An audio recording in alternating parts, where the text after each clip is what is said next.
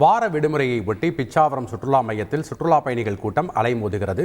இது குறித்த கூடுதல் தகவலை செய்தியாளர் கண்ணதாசன் வழங்க கேட்கலாம். வணக்கம் கண்ணதாசன், அங்க இருக்கக்கூடிய கள தகவல்களை பதிவு பண்ணுங்க. வணக்கம்.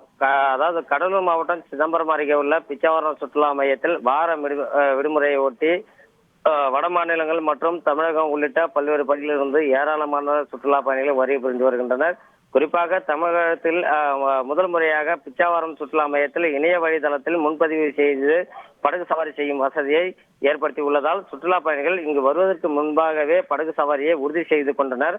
இதனால் வெளி மாநிலங்கள் மற்றும் வெளி மாவட்டங்களில் இருந்து வரும் சுற்றுலா பயணிகள் எளிதாக சுற்றுலா மையத்திற்கு வருகை புரிந்து துடுப்பு படகு மற்றும் மோட்டார் படகு மூலம் பல அலையாத்தி கடல்கள் நடுவே படகு சவாரி செய்து மகிழ்ச்சி அடைந்து செல்கின்றனர்.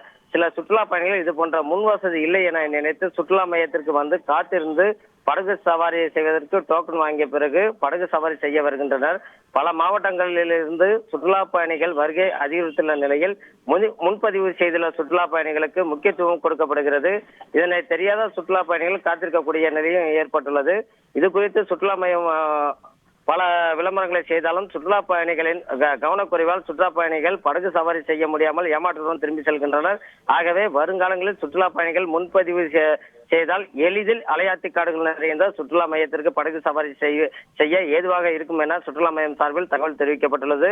ஆகவே சுற்றுலா பயணிகள் பிச்சாவரம் வருவதற்கு முன்பு அவர்கள் இணையதளத்தில் முன்பதிவு செய்ய வேண்டும் எனவும் தேவையில்லாமல் வந்து காத்திருக்கக்கூடிய அவலநிலை ஏற்படாது எனவும் சுற்றுலா மையம் சார்பில் தகவல் தெரிவிக்கப்பட்டுள்ளது.